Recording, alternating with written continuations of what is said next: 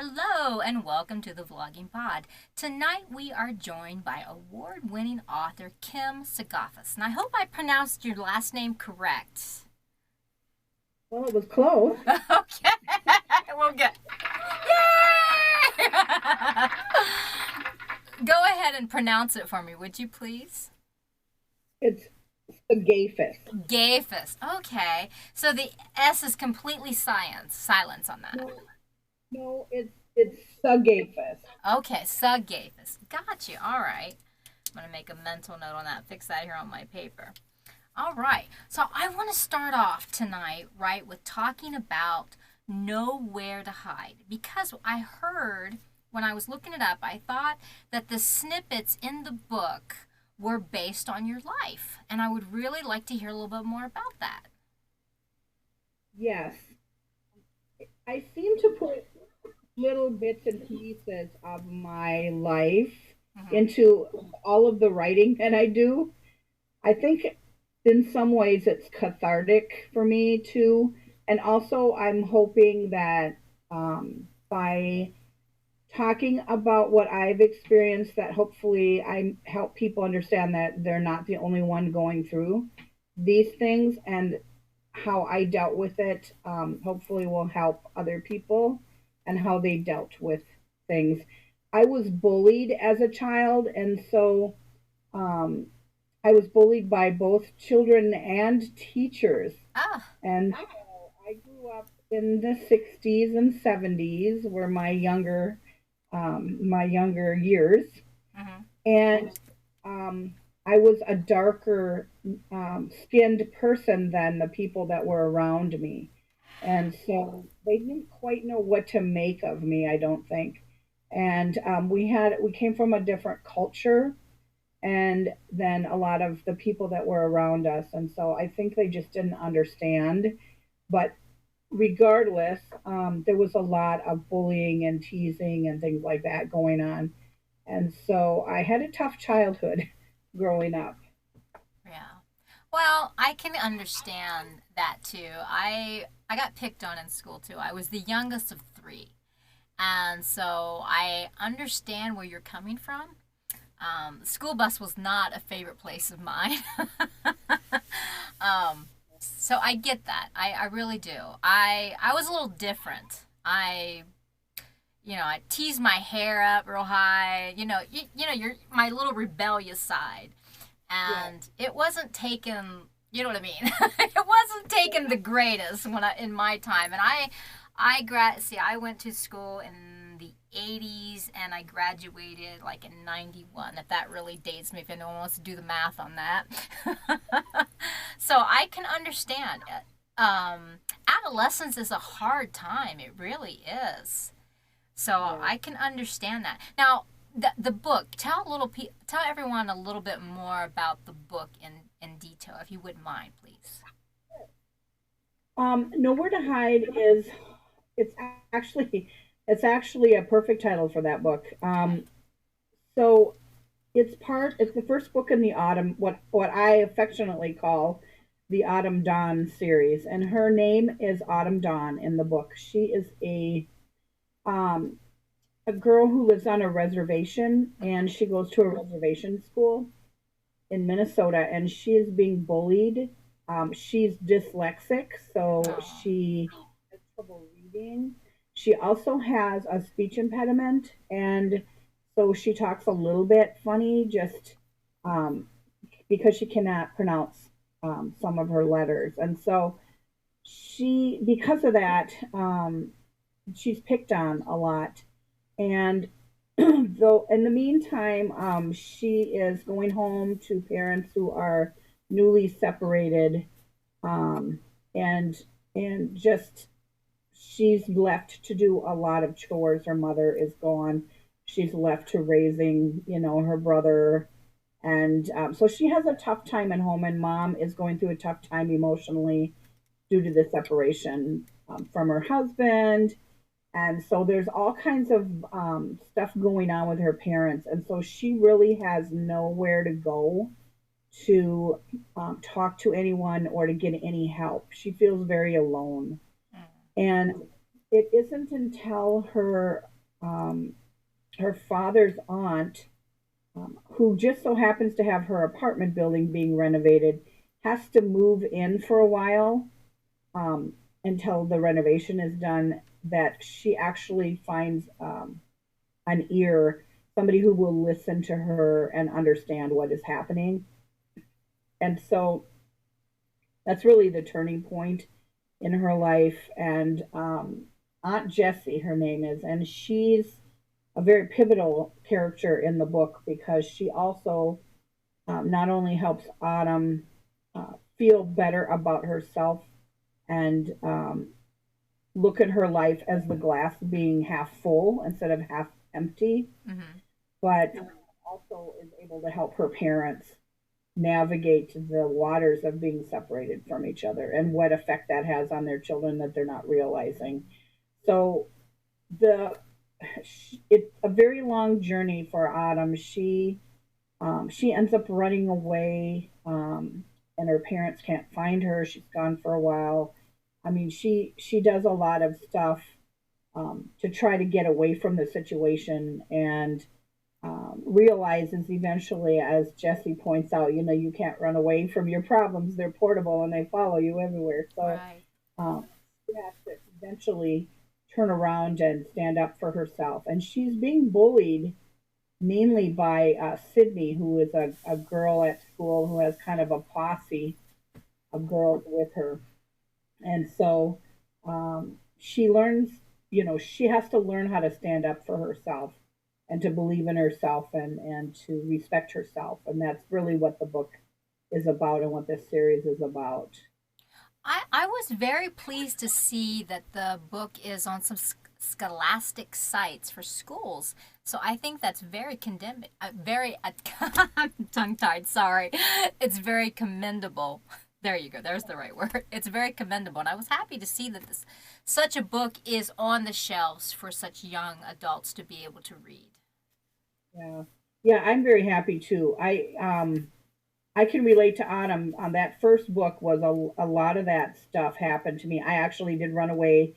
I ran to a playground Oh. that was in town and fell asleep in. There was a fort, a wooden fort that was built up, and I fell asleep in it. Oh. And woke up and it was dark. And the same thing happened to Autumn. And so um, I think it's a believable story. Not only did it happen to me, but I do think it's very apropos for the way things are unfortunately going for some kids in Mm-hmm. school, whether it's online bullying or just being bullied to your face in school. And I think I don't know, unfortunately. I would love to say that it will go away, but I just don't know. And so I think that learning how to deal with it just on a personal level and making sure your kids know, you know, how to keep their self esteem up through it all, because that's where it really takes the beating, I think, is your Right. self esteem. Well, I think your book, you might be correct that there might be not any way to get completely rid of the situation, but I think your book is one healthy way toward making it happen, if that makes sense. Well, I appreciate that. Oh, you're welcome. Since we're talking about your books, since we jumped right into your books, I want to say it. And the reason I did was because I found the book. Um, I found it very commendable. Again, like I said, I thought it was a right place book and something that could help youth in a very helpful way. Um, but you know what I mean. But especially since you yourself went through it, I found it very something I needed to bring up first and foremost. So let's put it that way. But since we did jump right into your books, let's talk a little bit about. I think I read that when you write, you go through a process. You keep it in your head for a while before you actually start to formulate a process for it. I do. I actually um, think about it for a while. It's a while. It's not a day or a week. I mean, it can be several weeks before I sit down. I don't ever like to sit down and go, okay, I'm going to write a book now, and then I pull up the page and stare at it. So I always have an idea of who my characters are and the important points of the story that I want to get across. And Right. then as I'm writing, I fill the rest of it in. And I don't write a synopsis very often unless I need to, unless my editor asks me for it, because I have a tendency to listen to my characters, and they tend to veer off the synopsis. so, um, and so my editor does know that about me, but I pretty much have the gist of the story in my head before I sit down and write it. Okay. Well, it would seem from like what research I did that writing has been in your genes since your youth, Yeah. and keeping that in mind. And since you write for youth too, I know you have other books too that are nonfiction, and I'll get to that. But I wanted you to tell me a little bit about that first book. I think it veered toward talking about a dog, and you wrote it for school, and that your teacher really liked it. Tell me a little bit about that. Yeah, I think about that once in a while. I had a wonderful teacher, and we had to write a story about a dog. And so I wrote this nice, probably too long story. Most kids were writing a page or a paragraph, and I was going on and on. But she called me up and after the class had ended and sat me down and told me how much she loved my story and how she loved my characters and how I should be a writer someday because this is something that seems to come naturally to me and I'm a good storyteller. And I never forgot that because we moved around a lot as a child and I never remembered a whole lot of my teachers' names.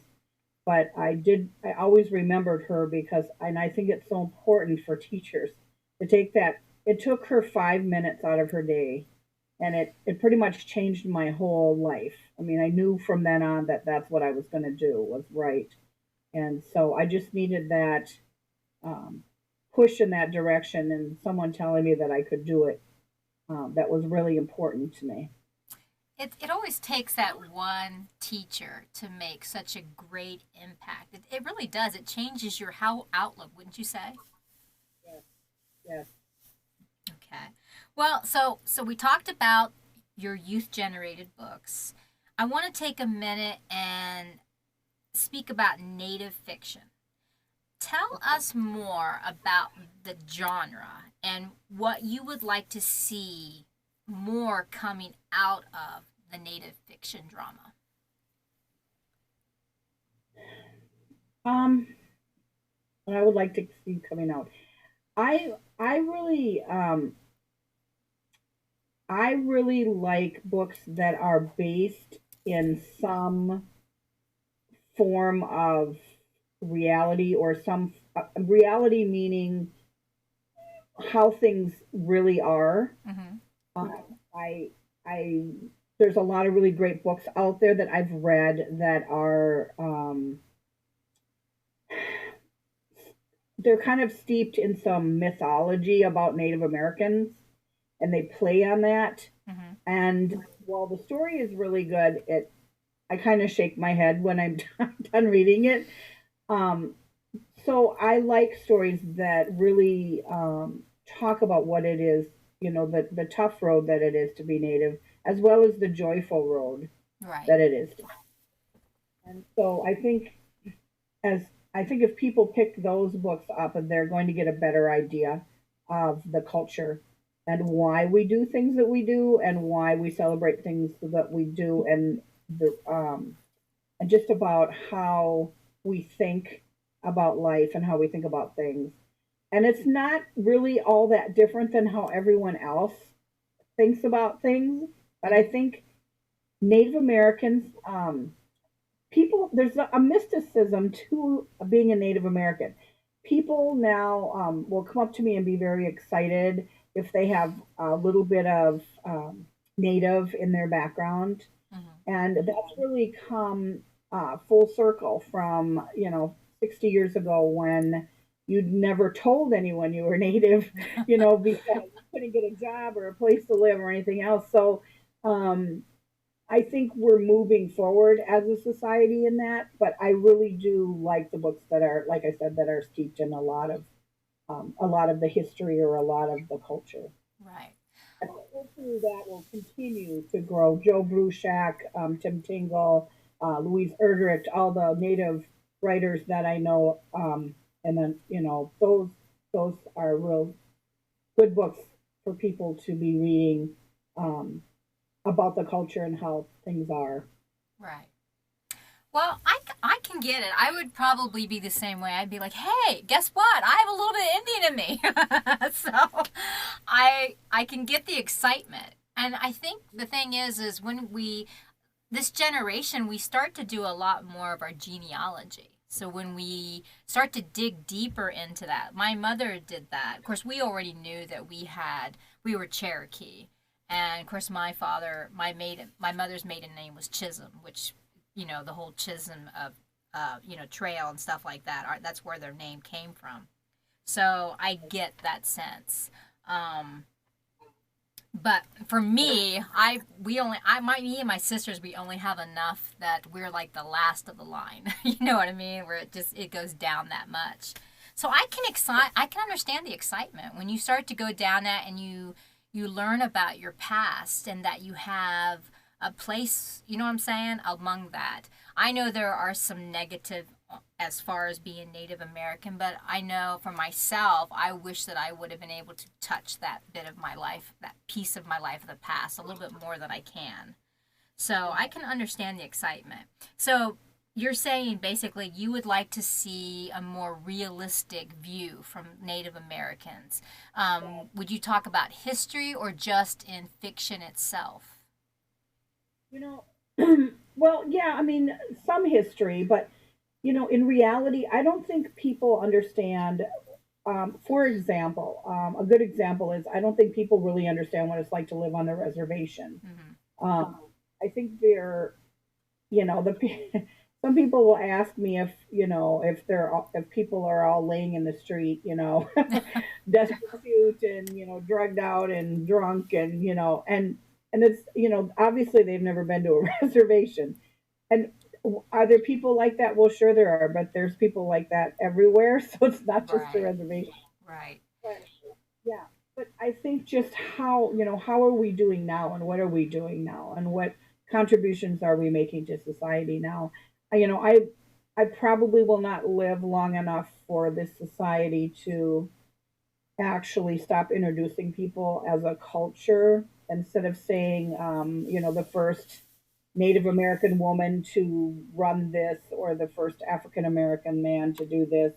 And I wish we would come to the day where you could just introduce somebody and not have to introduce what culture they're from Right. because we're all the same people, basically. We're all love and hurt the same way. So um, I think I think the I think that it's important that people realize that we are all human beings. That's what we're all.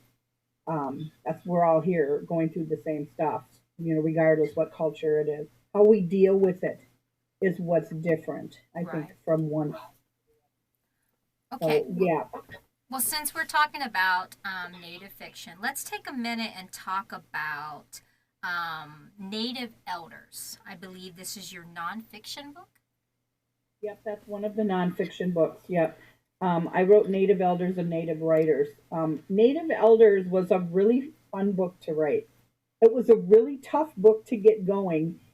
When you approach an elder about anything, there's a certain protocol, Mm-hmm. and when I needed to interview them for the book, um, I did not have the option of flying all over the country and can't to get to go through the whole protocol with every single elder.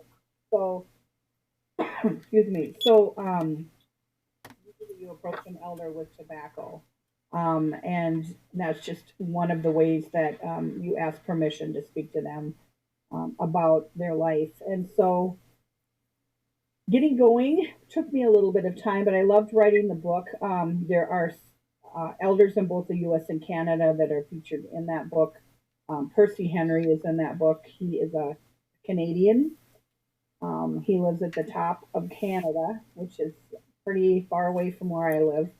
And he is one of two people that speaks his culture. He's got to be over 100 Oh, now.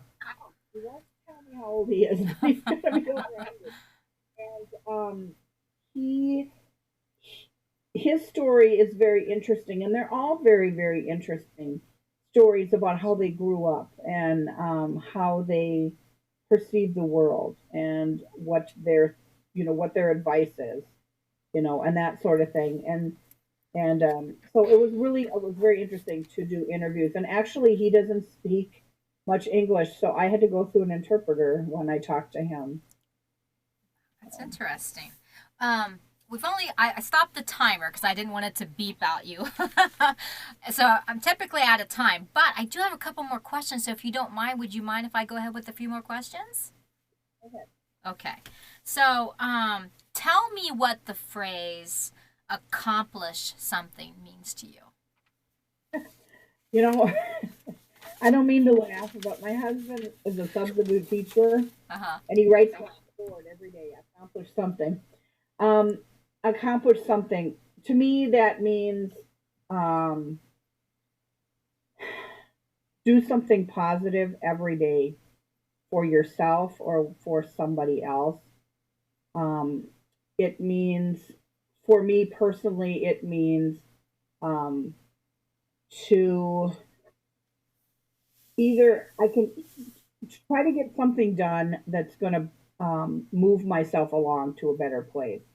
So if I'm working on a book, my accomplishment for that day might be I've sat and thought about what I'm going to write about, or maybe I've done research. It can also mean that maybe I've reached out to somebody that I knew was going through a hard time, that has, the seasonal depression. I have a lot of friends that have that. So I think accomplishing something is just reaching out and making sure you're doing something every day, whether it's for yourself or for somebody else. Right. Well, that's touching. Actually, the reason I brought that phrase up was because I read that your husband brings that up to you. But also, since you talked about seasonal depression, that leads into my very last question.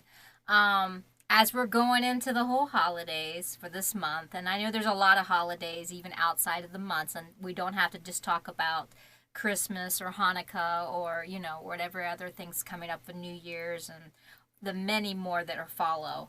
But tell me about a holiday that you could see finding your way into your books and why. We've got about 6 more minutes if you don't mind. Okay, a holiday that has found its way into my books. Mm-hmm. Oh my gosh. Oh my God. Do do do. No, I'm just teasing. Let's see. I think I think the you know I grew up. I'm Native, but my father died when I was one, and he was Native, and my mom was white. Okay, she was Caucasian, Mm-hmm. and so I grew up Irish Catholic, and so I think in some of the books, that Irish Catholic upbringing comes up a little bit more than the Native sometimes. I think learning how to combine those two has shown up in some of my books as well. Um, but I don't know that I've actually spoken about a specific holiday in my books. Okay. So, I mean, I can't. It's hard to answer that because I haven't written a whole chapter on Christmas, with autumn dawn. So it's not like that, I guess. But I do think that if I was to write some kind of a excerpt from my own life, that's what it would be. It would be probably what I have now, which is sitting down with, um, you know, for Christmas with some Irish stew and some turkey and wild rice, um, kind of a dish Mm-hmm. that I learned from one grandma and the other grandma. Our meals now and our holidays now are a combination of native foods and Irish foods. And so we have kind of a strange collection of food on our table. And so that's probably what will go into the books as well. Right. Well, I think that you are perfect of a blended trait through your entire family. You seem to be the pivotal point to bring both to connect. So I think that's awesome. I think that brings both sides of your family traditions into one. And then you can carry that on to your family. I think that's awesome. Yeah. Well, I want to thank you so much for being on and putting up with my rambling because I'm telling you, I get tongue tied. But I want to thank you so much. You were an awesome guest. I really loved the book and the whole ideas behind it, especially your ones relating to the youth. And I think you take an issue and you take a spin on it, not just with your native heritage, but just as going through adolescence in itself, because I think it speaks to what a lot would be going through during that time in their lives.